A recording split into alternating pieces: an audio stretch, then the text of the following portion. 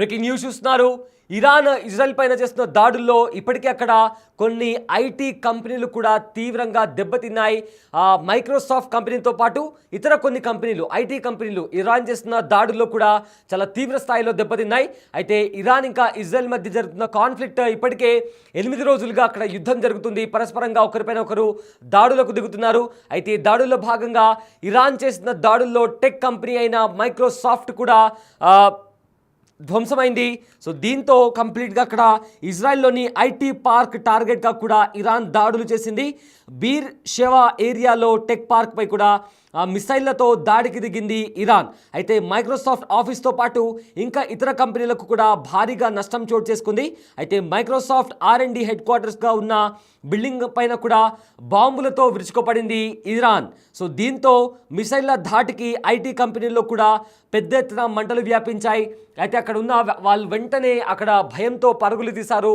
అక్కడ ప్రజెంట్ అయితే ఎంతవరకు ప్రాణ నష్టం జరిగిందా అని దానికి సంబంధించి కూడా ఎలాంటి అధికారిక ప్రకటన రాలేదు. కానీ ముఖ్యంగా ఐటీ పార్క్లను టార్గెట్గా చేసుకుని ఇరాన్ దాడికి దిగింది. దీంతో అక్కడ పెద్ద మొత్తంలో మంటలు వ్యాపించాయి. వెంటనే అక్కడ ఉండే ఎంప్లాయీస్ కూడా భయంతో పరుగులు తీశారు. అక్కడ సహాయక వెంటనే రెస్క్యూ ఆపరేషన్ని కూడా స్టార్ట్ చేశారు. బిగ్ స్క్రీన్ పైన కూడా ఆ దాడికి సంబంధించిన విజువల్స్ కూడా మనం చూస్తున్నాము. ఏ రకంగా మంటలు వ్యాపించాయో కూడా మనకు చాలా స్పష్టంగా కనిపిస్తోంది.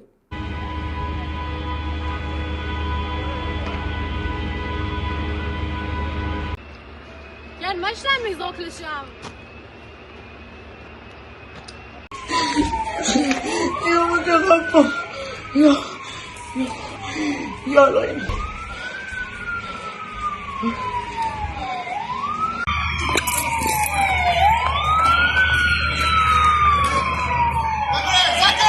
תראי, זה עדיין מתפוצץ, מטל.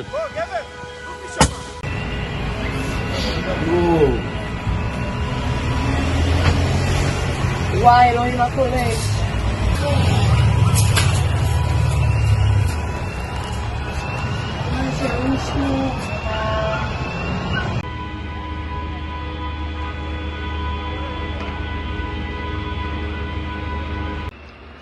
يعني ما شلون يذوق الشام يا متغفر يا لين ఇరాన్ దాడుల్లో ఐటీ ఆఫీసులకు తీవ్ర నష్టం జరిగింది. ఇజ్రాయెల్లోని ఐటీ పార్క్ టార్గెట్గా కూడా ఇరాన్ దాడి చేసింది. అయితే బీర్ షెవా ఏరియాలో టెక్ పార్క్లపై మిసైళ్లతో దాడికి దిగింది ఇరాన్.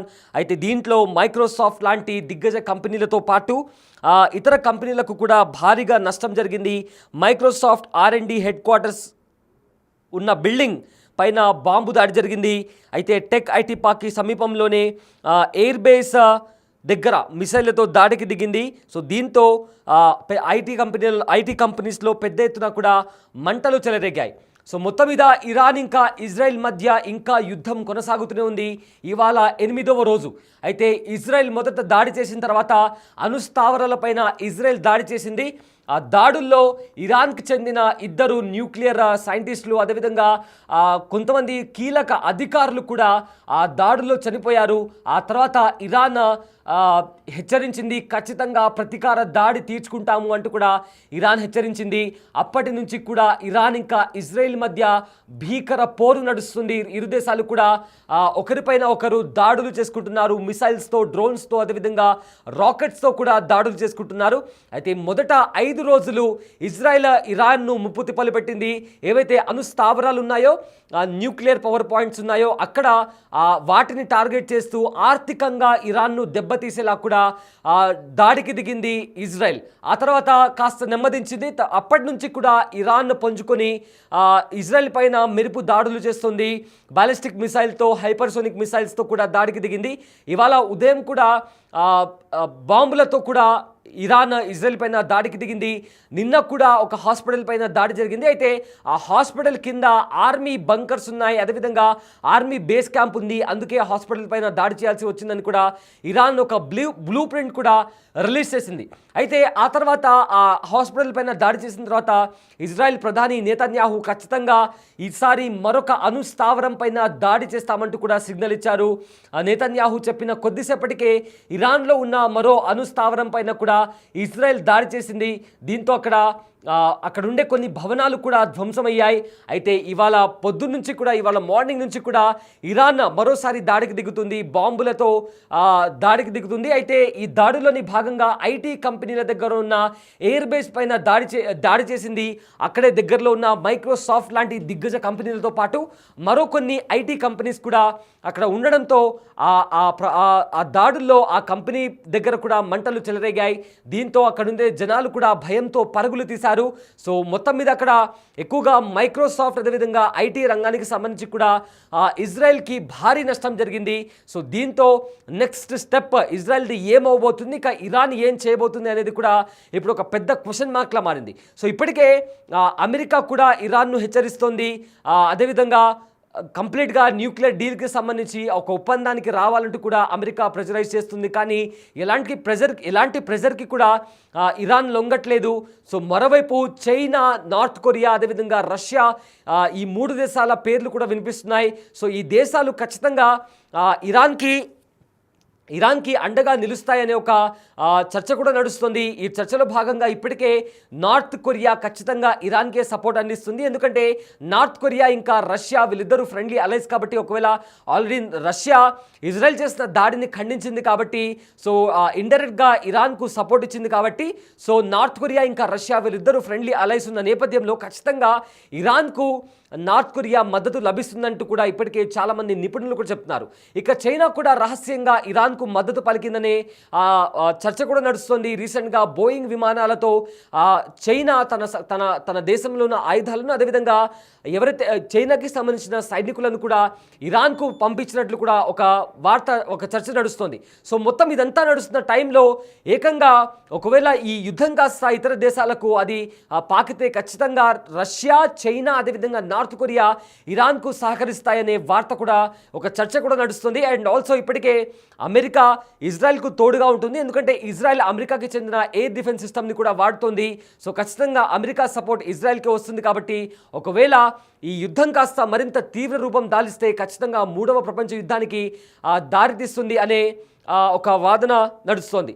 సో చూడాలి. ఎందుకంటే ఇరాన్ ఇంకా ఇజ్రాయెల్ ఈ 2 దేశాలు భీకర పోరులో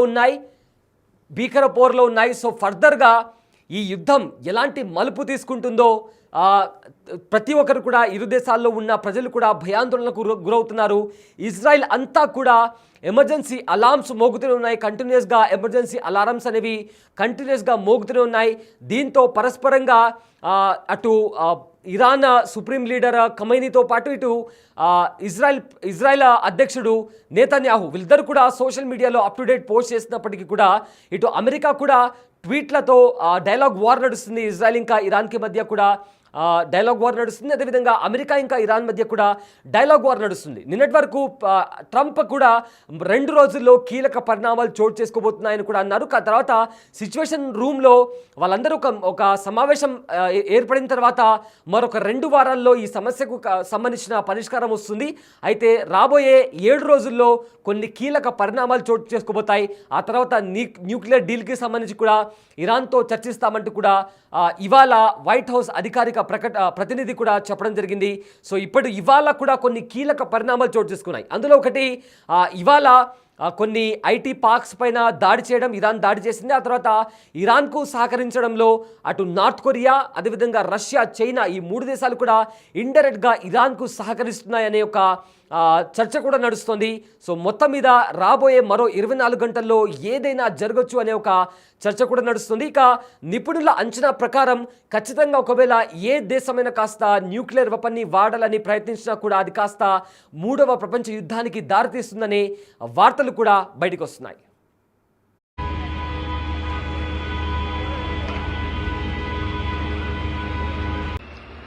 يعني ما شلون ميزوك للشام يا متغفر يا الله